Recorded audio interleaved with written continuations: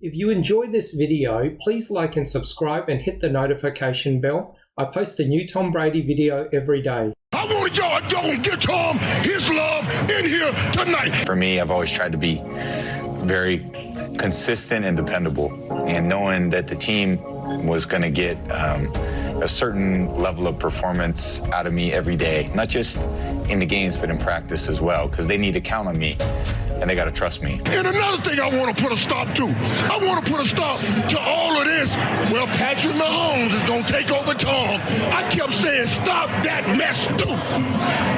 And Tom just stopped it. And now he's here to account for spending all Super Bowl post-game NFL game day final caping for Tom Brady, as if he did it all 25 consecutive weeks beforehand.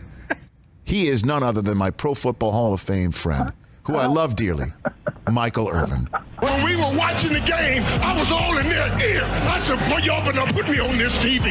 And now we are here. I can tell you how they did it, Chris. Let me tell you, it's called reciprocation. That's what it's called. Like you said, they hadn't been here in 13 years, and they know Tom Brady has got them a shot to get here.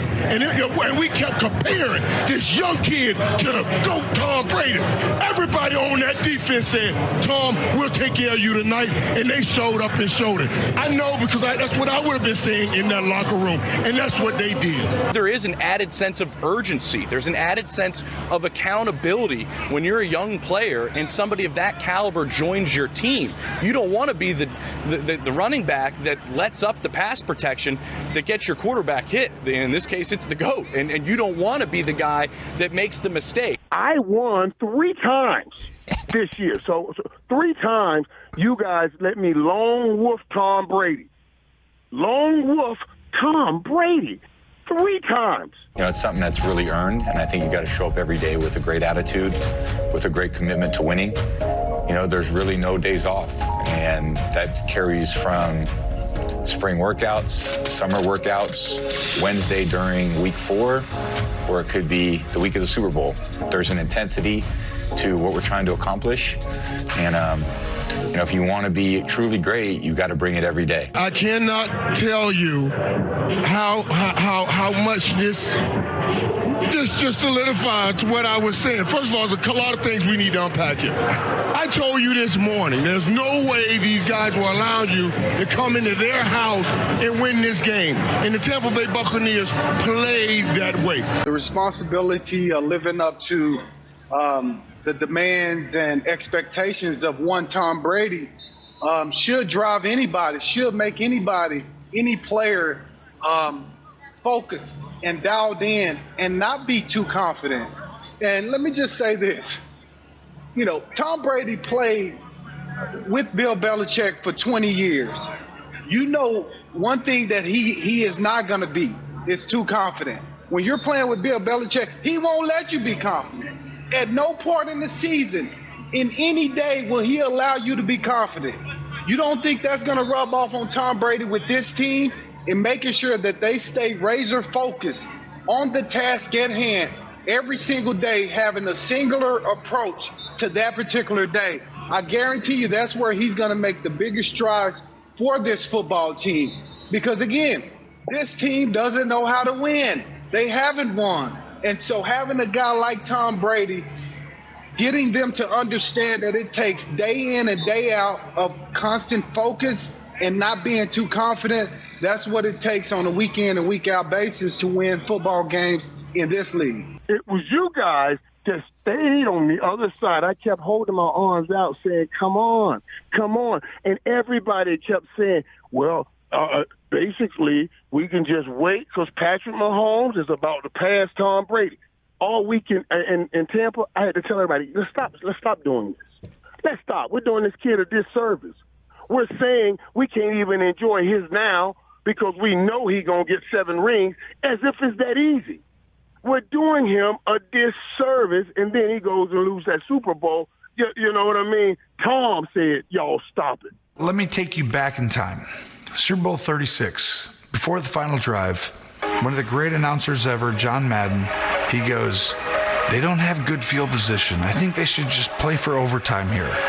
And right then I'm thinking in my brain, I'm like, If only John Madden knew Tom Brady had the ball. Tom Brady has the ball. Would you ever play for overtime when Tom Brady has the ball? I just laugh sometimes because I remember that. And so anytime I'm talking about a young quarterback, I'm thinking, you just never know. But I want to know you. What were you thinking going on the field at that point? You know, that was a big moment, I think, for all of us. I think for me, it's so much of what I had, done in college prepared me for that moment, too. And even though it was my second year in the league, I didn't feel like the moment was too big. I love seeing Tom Brady and how fired up he was in that game right there.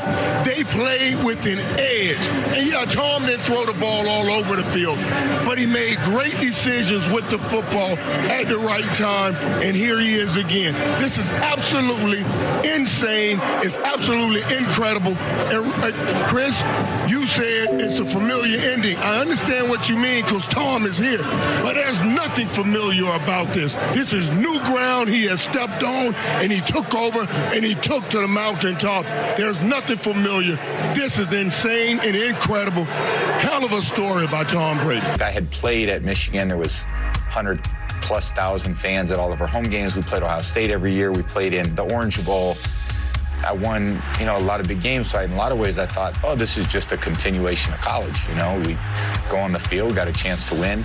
Going to go make the plays to win, and had a bunch of teammates that really came through in the clutch, and some lesser known players. J.R. Redmond made some spectacular plays. Obviously Jermaine Wiggins caught the last little snag route where I clocked it, and Troy Brown made a catch on an in cut, got behind the Will linebacker in cover 2 and got us out of bounds, and of course Adam made the kick. Rich, I'll say this. What I was saying was there's no way Tampa can lose this Super Bowl. No way. Beyond Tom, because of the mark and the stain that it will place upon their brain, that every time they walk in this stadium, they'll have to play their home game somewhere else next year. They'll have to play their home games somewhere else if they were to lose that football game. That's what I was trying to impress upon everybody that they did not get. And as a matter of fact, your flair for the dramatic, you even had cannons fire off to make that point in our pregame show, which was great. And you realized the moment, you met the moment as only you can, Michael. That was phenomenal. And they know Tom Brady has got them a shot to get here. And we kept comparing this young kid to the GOAT Tom Brady. Everybody on that defense said, Tom, we'll take care of you tonight. And they showed up and showed it. I know because that's what I would have been saying in that locker room. And that's what they did. We both posted it on our Instagram accounts and what have you. And you were right about that. And I do want to place that aside because I don't want to get sidetracked about where you were absolutely right, rather than you staking your claim on our largest platform, as you always do know what the moment is, post Super Bowl show. That's a huge platform for NFL Network, where you definitely made it sound like you never had a doubt about Tom Brady. Every one of those guys that Tom brought over scored tonight. And we'll get to that. We'll get to that momentarily. He didn't just throw it, he built it. That's what I'm saying. That was blunt force trauma he was delivering to those dudes. Blunt force trauma. We should have put it was insane watching it. That was manhood stuff that I was talking about and that they displayed yesterday.